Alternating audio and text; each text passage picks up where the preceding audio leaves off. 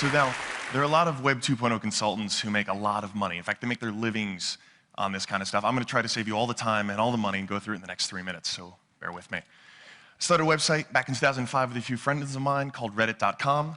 That's what you'd call a social news website. Basically, all that means is the democratic front page of the best stuff on the web. You find some interesting content, say a TED Talk, submit it to Reddit, and the community of your peers will vote it up if they like it, vote it down if they don't, and that creates the front page. It's always rising and falling, always changing. About 500,000 people visit every day. But this isn't about Reddit.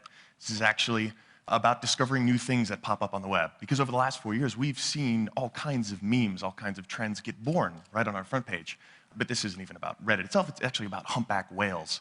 Well, okay, technically it's actually about Greenpeace, which is an environmental organization that wanted to stop the Japanese government on their whaling campaign.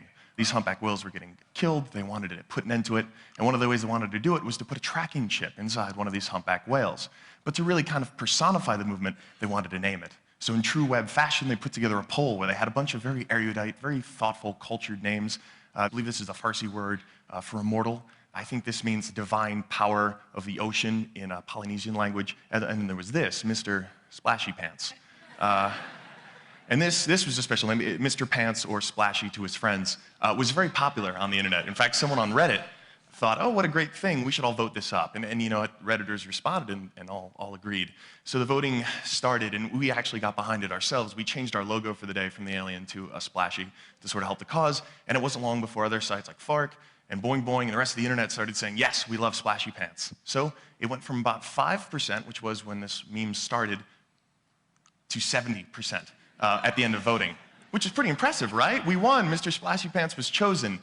Just kidding. Okay, so Greenpeace actually wasn't that crazy about it because they wanted one of their more thoughtful names to win. So they said, no, we're just kidding. We'll give it another week of voting. Well, that got us a little angry. So we changed it to Fightin' Splashy. And the Reddit community really, and the rest of the internet rather, really got behind this. Facebook groups were getting created. Facebook applications were getting created. The idea was vote your conscience, vote for Mr. Splashy Pants. And people were putting up signs in the real world about this whale. And this is the final vote. When it all was cleared, 78% of the votes, and to give you an idea of the landslide, the next highest name pulled in 3, okay? So there was a clear lesson here, and that was that the internet loves Mr. Splashy Pants, which is obvious. It's a great name. Everyone wants to hear their news anchor say Mr. Splashy Pants. And I think that's what helped drive this. But what was cool was the repercussions now for Greenpeace was they created an entire marketing campaign around it. They sell Mr. Splashy Pants shirts and pins. They even created an e-card so you could send your friend a dancing Splashy. But what was even more important was the fact that they actually accomplished their mission. Japanese government called off their whaling expedition, mission accomplished. Greenpeace was thrilled, the whales were happy, that's a quote.